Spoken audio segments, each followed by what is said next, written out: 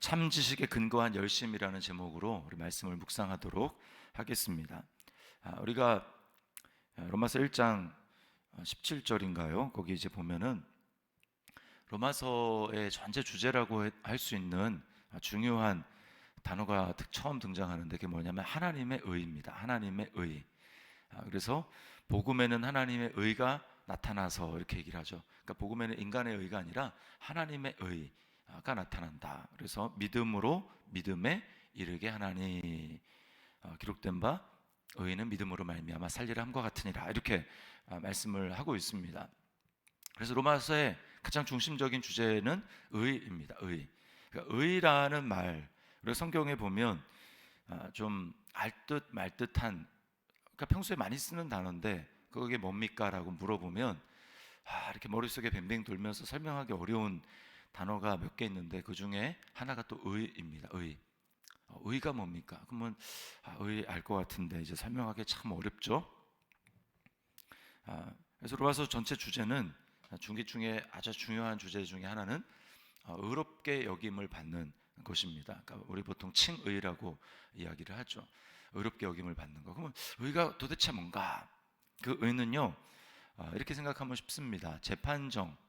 재판정을 생각을 했을 때 거기서 이 재판관, 이제 재판장의 입에서 나오는 이 선언, 무죄냐 아니면 이렇게 유죄냐, 이거 그 선언 중에 무죄 판결이 바로 의라고 생각하면 됩니다. 무죄 판결. 어떤 입에서 무슨 말이 나가는가? 자, 그래서 무죄 선언이 의인데, 근데 이제 우리는 믿음으로 이제 그러니까 영적인 것을 생각하는 것이니까 최후의 심판이 있습니다. 최후의 심판이 있고 최후의 심판에서 재판장은 하나님이시죠. 그래서 중요한 건 이 땅에 살면서 인간이 뭐라고 이제 사람이 그 각자 판사가 돼서 당신은 옳습니다. 이렇게 당신은 무죄입니다. 라고 이야기하는 게 중요한 게 아닙니다. 그 왜 중요한 게 아니냐면 1장 끝에 보면은 쭉 죄의 목록을 이야기한 다음에 이런 일을 행한 자가 사형에 당한다는 것을 알면서도 자기들만 옳다 할 뿐만 아니라 그런 일을 행한 자도 옳다한다 이렇게 이야기를 하잖아요. 그러니까 인간의 판단은 정확하지 않기 때문에 의미가 없고 최후 심판 때 하나님의 입에서 무엇이라고 말씀이 떨어지는가, 무죄라고 하시는가 아니면 유죄라고 하는가, 그게 이제 중요하다라는 겁니다. 그래서 인간의 의가 중요한 게 아니고 하나님의 의가 중요해요. 어떻게 인간이 하나님 앞에서 무죄 판단을 받을 수 있을까? 너는 죄가 없다, 너는 옳다 이렇게 여김을 받을 수 있는가?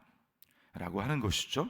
자, 그 하나님의 의를 이루기 위해서는 방법이 딱 한 가지 있습니다. 그건 뭐냐면 하나님이 제시하는, 즉 율법의 요구를 100% 이루는 것입니다. 율법의 요구를 100% 충족시키는 거예요. 그건 뭡니까? 율법을 행해야 되는 거잖아요. 그러니까 그거는 행위에서 난 의입니다. 의. 행위에서 난 의. 근데 우리 인간은 그런 인간이 없죠.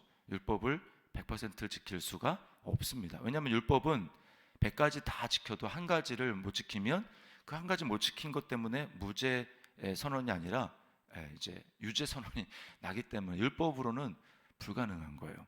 율법의 요구 조건을 100% 행해서 행위로 의롭다함을 받을 수가 없다. 하나님 앞에서 그렇다는 겁니다. 하나님 앞에서.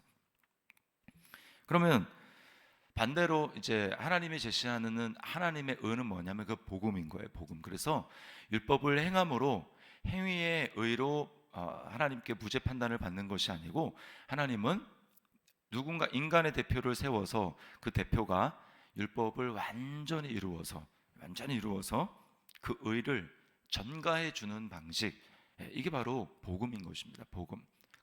다 우리는 하나님이 제시한 시험지에 100% 100점 답안을 낼 사람이 아무도 없다라는 거죠. 근데 예수님이 오셔서 100점 답안을 맞아주시고 그 점수를 우리에게 주신다는 겁니다. 이거 너 점수다. 이렇게, 이게 바로 복음이라는 것입니다.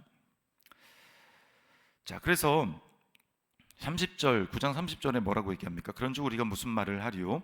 의를 따르지 아니한 이방인들. 여기 이제 의는 행위의 의입니다. 행위의 의 또는 율법의 의.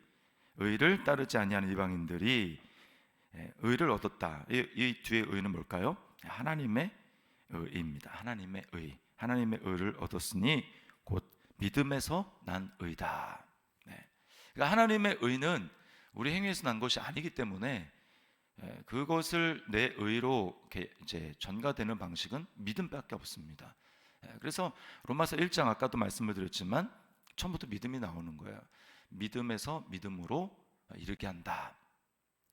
우리가 하나님 앞에 의롭다 여기심을 지금뿐만 아니라 예수 믿는 순간뿐만 아니라 마지막 순간에도 이제 하나님으로부터 마지막 날 섰을 때 그런 판단을 받을 것 아닙니까? 그러니까 우리는 계속해서 믿음으로 살아야 하는 것입니다. 자, 이방인들은 그렇고 31절에 보면 뭐라고 얘기합니까? 의의 법을 따라간 이스라엘은 율법에 이르지 못하였다. 자, 이걸 잘 보면 조금 이상한 것이라고 생각을 합니다. 율법의 법을 따라간 이스라엘은 의에 이르지 못하였다. 이렇게 해야지 말이 될 것 같은데 의의 법을 따라간 이스라엘은 율법에 이르지 못하였다. 우리가 의미를 살펴야죠. 그래서 행위로 말미암은 의의 법을 따라간 이스라엘은 율법에 이르지 못했다. 율법이 요구하는 하나님의 의에 이르지 못했다라고 하는 뜻입니다. 자, 그러면 왜 32절과 33절에 보면 행위를 32절 끝에 그들이 믿음을 의지하지 않고 행위를 의지함이라 부딪힐 돌에 부딪혔다. 그러면서 33절에 구약을 인용하고 있습니다. 왜 이스라엘은 하나님의 의에 이르지 못했습니까? 자기들의 행위로는 하나님 앞에서 무죄 선언을 받을 수 있는 그런 존재가 아니라는 사실을 그들이 깨닫지 못했기 때문입니다. 자기들이 하나님 앞에서 그냥 존재 자체가 죄인이다 라고 하는 것을 알지 못하고 받아들이지 못한 것입니다. 그러니까 예레미야서 17장에 보면 만물보다 심히 부패한 것은 인간의 마음이라 누가 이를 알리오마는 이라는 말씀이 나옵니다. 그러니까 자기 그 행위로 지금 열심히 하는 게 중요한 게 아니라 그 행위를 하는 자기 존재 자체가 심히 부패한 존재이기 때문에 그런 부패한 존재로 뭔가를 한다. 그럼 동기가 벌써 깨끗하지 않기 때문에 그 행위가 깨끗할 수 없는 거예요. 하나님 앞에서. 인간은 속일 수 있을지 모릅니다. 그러나 하나님 앞에서는 그게 의로 여겨질 수 없다라는 거예요. 예를 들면 연탄을 예를 들어보겠습니다. 연탄은 겉부터 속까지 다 시커멉니다. 그러면 이제 연탄을 좀 이게 겉이 이렇게 들어오니까 좀 씻어봐야 되겠다라고 해가지고 목욕 타월을 가지고 물을 틀고 연탄을 이렇게 닦는다고 한번 생각을 해보십시오. 어떻게 됩니까?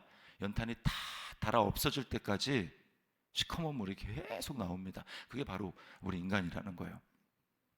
그러니까 그런 인간이 뭔가를 하나님을 위해서 내가 열심을 내보겠다. 그래서 뭔가 선을 행한다. 그러면서 막 연탄이 막 부지런히 돌아다녀 보십시오. 그럼 어떻게 됩니까? 집안이 다 더러워지는 겁니다. 하나님의 의를 이룰 수 없어요. 이 사실을 깨닫지 못하면 자기 존재로 하나님을 기쁘시게 하려고 열심을 냅니다. 열심을 내요. 그럼 어떻게 합니까? 10장 2절에 내가 증언하노니 그들이 이스라엘입니다. 그들이 하나님께 열심히 있으나 올바른 지식을 따른 것이 아니니라. 올바른 지식을 따른 게 아니라고 이야기를 합니다. 그래서 올바른 지식, 자신이 정말 죄인인 것을 깨닫고 그 죄를 먼저 해결해야 될 것인데 그렇게 하지 않고 올바른 지식을 따르지 않고 행하니까 어떻게 됩니까? 3절에 하나님의 의를 모르고 하나님의 의를 모르는 거예요. 자기 의를 세우려고 힘써 하나님의 의에 복종하지 아니하였느니라. 이렇게 이야기를 합니다. 이 대표적인 주자가 바로 바울 사도 아닙니까? 바울 사도. 예수님을 만나기 전까지 율법적인 잣대로 열심히 자기는 산다고 했습니다. 그러나 그 결과는 어떻게 됐습니까? 그 열심으로 교회를 핍박했어요. 교회를 핍박했습니다. 그게 하나님을 잘 섬기는 예라고 생각을 했는데 마지막 예수님을 인격적으로 딱 맞닥뜨렸을 때, 부활한 주님을 그가 만났을 때 예수님의 입에서 나온 첫 마디가 뭡니까? 사울아 사울아 네가 어찌하여 나를 핍박하느냐. 이게 하나님을 잘 섬기는 예라고 생각했는데 하나님이신 예수님은 그 바울의 열심히 행동한 그 행동을 자기를 핍박한 행동이라고 말씀을 하는 거예요. 예수님 일평생 그렇게 살았다고 보십시오. 그 사람이 나는 정말 놀라운 상을 받을 거라고 생각을 했는데 열심히 하나님을 핍박한 사람이 어떻게 구원을 받을 수 있겠습니까? 말이 안 되는 것이죠. 자, 그러면 여러분, 올바른 지식을 따른 열심은 무엇일까요? 그것은 나 자신이 하나님을 기쁘시게 할 수 없는 존재라는 것을 깨닫고 그런 내가 십자가에 못 박히는 것입니다. 내가 죽어야 합니다. 내가 죽고 그리스도와 함께 일으킴을 받은 새로운 자, 그리스도 안에 있는 나로 살아가는 것입니다. 그 그리스도 안에서 열심을 내는 나는 다른 열심이에요. 그것은 자기 행위를 의지한 자기 의를 세우는 열심이 아니고 그것은 하나님의 의를 세우는 열심입니다. 동기가 나에 있지 않고 동기가 하나님께 있습니다. 그러니까 내가 죽지 않은 그 자아는 뭔가를 내가 나는 예수님을 믿었다고 하지만 내 마음속 중심에는 자기 의가 있습니다. 자기 중심이 있어요. 그래서 이제 팀 켈러 목사님 책에 이런 예가 나오는데 지금 제 생각이 났습니다. 어떤 우화를 예를 듭니다.